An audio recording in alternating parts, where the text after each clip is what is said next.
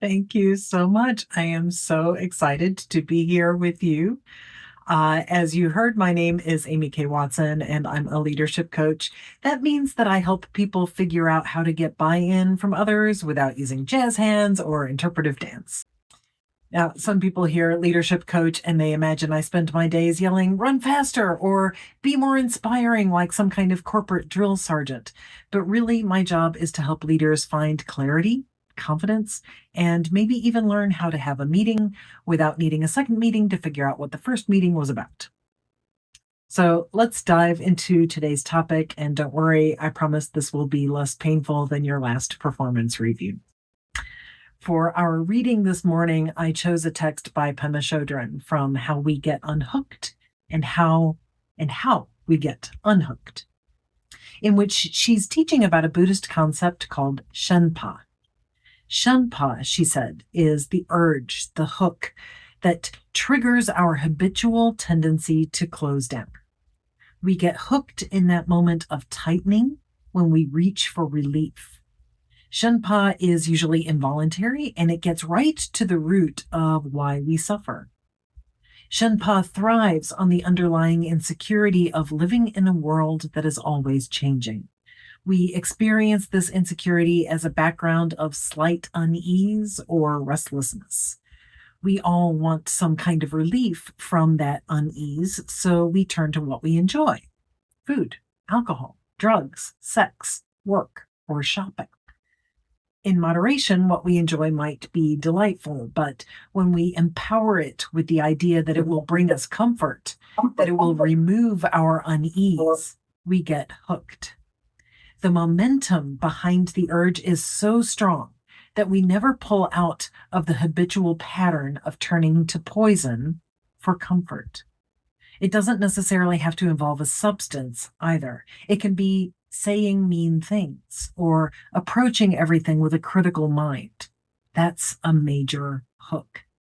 Something triggers an old pattern we'd rather not feel, and we tighten up and hook into criticizing or complaining. The work we have to do about coming to know that we're tensing or hooked or all worked up, that's the essence of realization. The earlier we catch it, the easier Shenpa is to work with it. So those were Pema Chodron's words. The world feels like it's holding its breath. We're watching a bonfire being built, a pile of dry wood ready for a match to strike. For some, this may be the calm before the storm. Others are still fighting the fire that was lit a decade ago and that is now resulting in rights stripped away. As Jackie Lewis, one of my favorite public ministers, says, it is a hot mess time, and we can expect the mess to get hotter. The fear and disorientation are both political and personal, and now they've settled into something deep and heavy.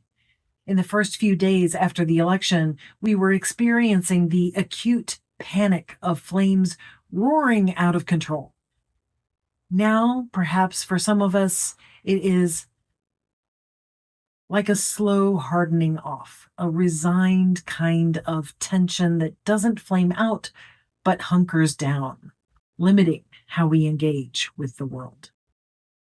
The hook is everywhere, all of the time, but perhaps it is easiest to see in the last few weeks.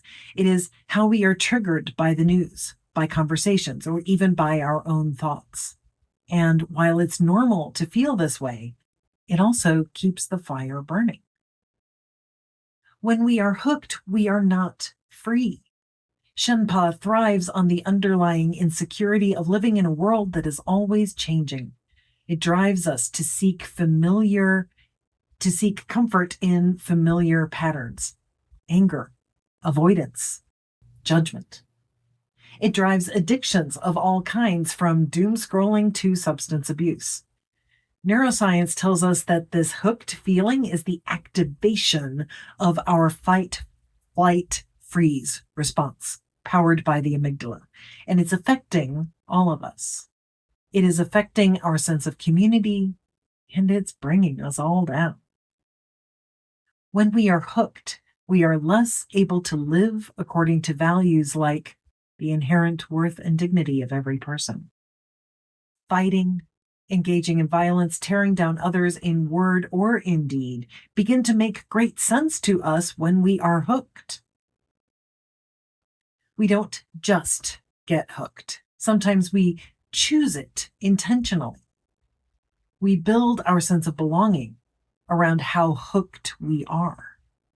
In moments of outrage, we can feel virtuous because our anger proves our loyalty to our tribe. It is a way of saying, I'm one of you, I care as much as you do. This belonging-based hookedness is powerful. It makes us feel seen, virtuous, and connected. But there's a cost. Staying hooked, whether by outrage or rhetoric, doesn't serve us. It only intensifies the fire. When we tie our identity to being hooked, we put our attachment to being right ahead of our ability to act with wisdom. It's worth asking ourselves, are we serving our values or are we just reinforcing our patterns? When our belonging depends on staying hooked, we risk doing the very things we criticize in others, clinging so tightly to our hooks that we can't see clearly, can't listen, can't connect.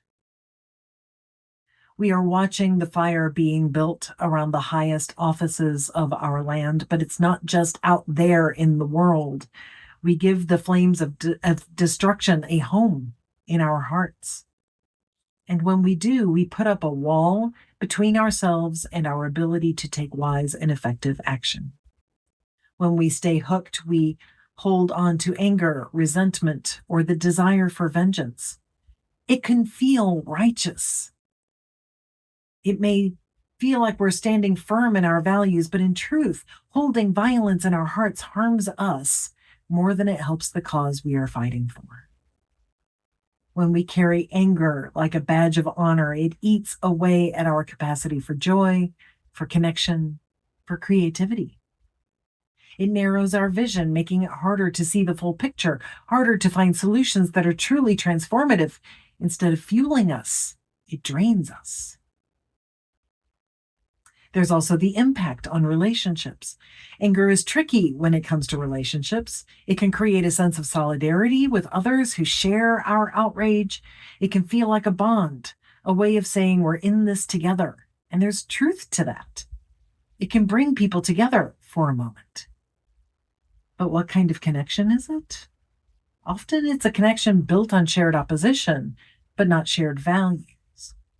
It can deepen the divides between us and anyone who disagrees, even people who are neutral or uncertain.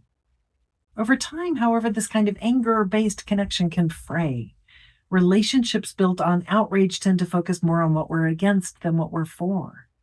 And when the fire of anger dies down, or when disagreement arises, even among those who seem like allies, that connection can feel less sturdy, less genuine. The walls that anger builds may separate us from those we oppose, but they also limit the potential for deeper, more lasting bonds rooted in compassion and understanding. And then there's the toll on our bodies. Neuroscience tells us that staying hooked, remaining in that fight, flight, freeze state, keeps our stress hormones elevated. Over time, this chronic state of reactivity affects our health, our resilience, and our ability to think clearly. But perhaps the greatest harm is what it does to our souls. When we hold violence in our hearts, we risk becoming the very thing we oppose. We risk losing sight of the better world we're trying to create, a world built not on anger, but on justice, compassion, and love. So, the question becomes, if holding violence in our heart causes harm to ourselves, to our relationships, to our justice-seeking action, what would it mean to let it go? What would it mean to unhook from the desire to hurt, to retaliate, to prove ourselves right?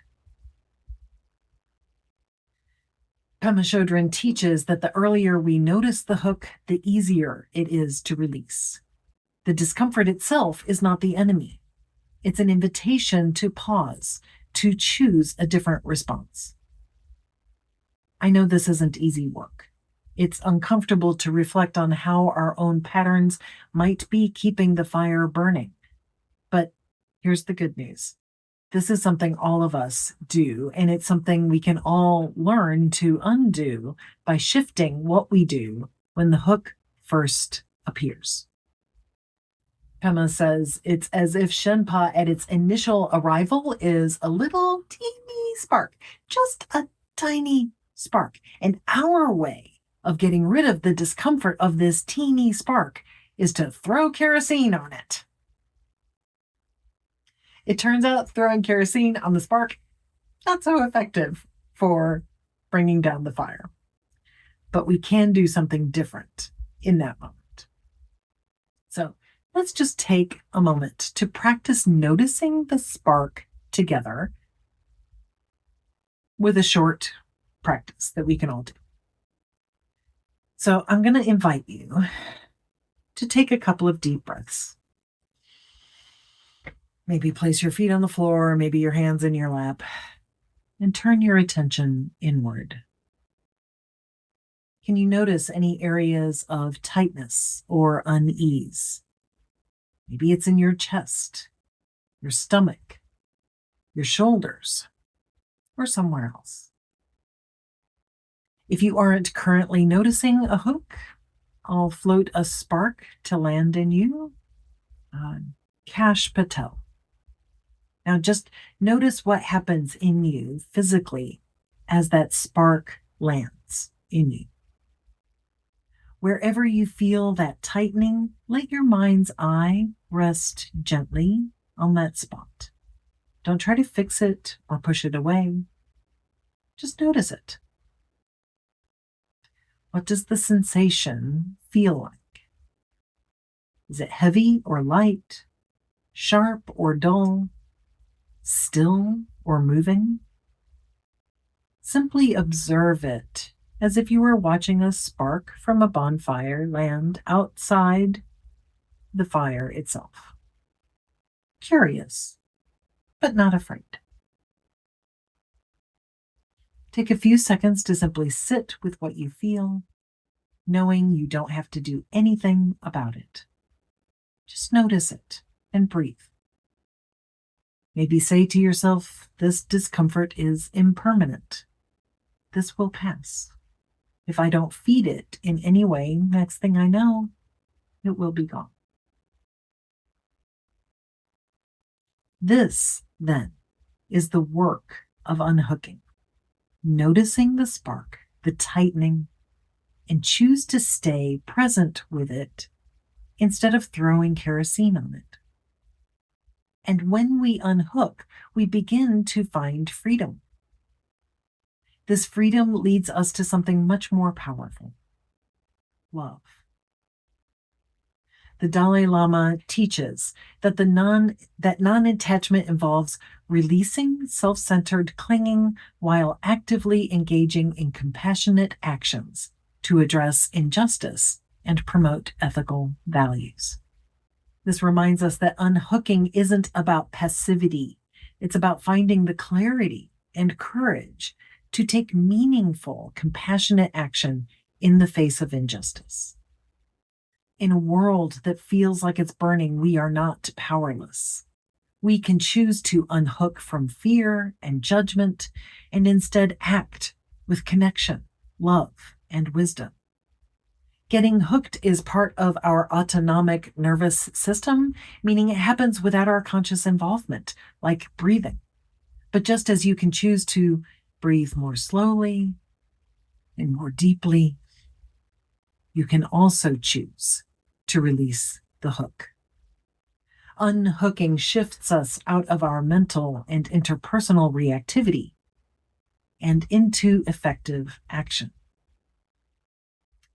When my mother was still alive, I would get hooked by her behavior and her habits all the time. As the old joke goes, she was adept at pushing my buttons, After all, she had installed them. A short conversation with her, or even just a letter from her, could send me into a tailspin. I complained about her constantly, and yet still people who knew her directly managed to have experiences with her that were positive, which I couldn't fathom. Instead, I felt betrayed by their stories of positive experiences. If they had been on my side, they would have seen her for the monster she was. I tried collecting evidence of how terrible and wrong and annoying she was, but all that did was put me in such a state that I could barely breathe. When I first learned about Shenpa and the practice of noticing and sitting with the hook, I decided to try an experiment with Mom. I went to visit her, stayed for a few days, something that the previous year did not work. But this time I decided that I would notice her the same way I might notice a bonfire. I would be as fascinated by her and her behavior as I would be fascinated by how a log burns. But I would also be fascinated by how her behavior would create these sparks in me, refusing to fan the flames. Instead of reacting and thinking, oh my God, how does she do that? How does she not know what kind of impact she's having on me when she says that?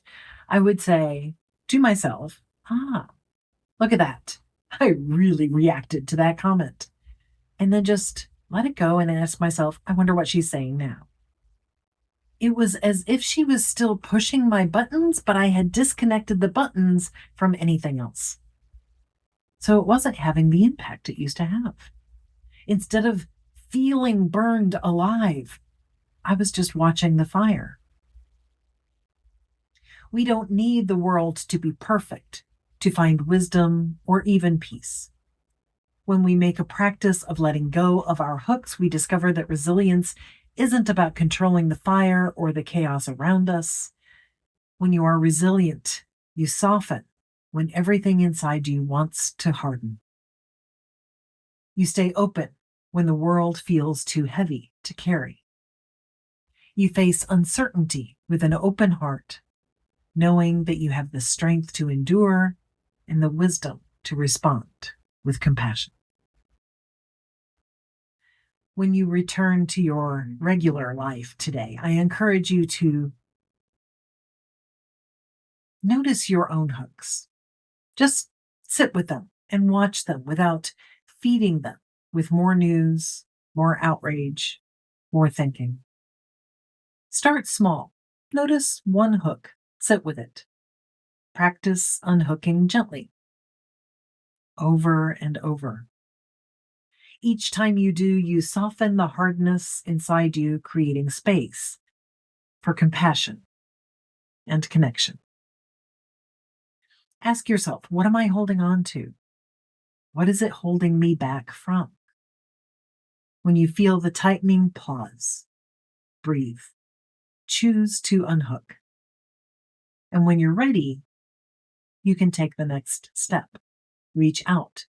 Build a bridge where a wall once stood. Look for our common ground instead of feeding the lie that we don't have any common ground. The wildfire may not end tomorrow, but we can change how we face it. Together, we can transform fear into love and judgment into connection. This is how we heal the world. So as we move back into the ordinariness of our days, may we notice the hooks of fear and judgment and choose to release them. May we embrace the vulnerability of connection and the courage of love, and may we remember that ashes nourish new growth after a fire. Go in peace with open hearts and minds, ready to build bridges where there were walls, and sow seeds of understanding in the soil of our shared humanity. Blessed be. May it be so. Amen.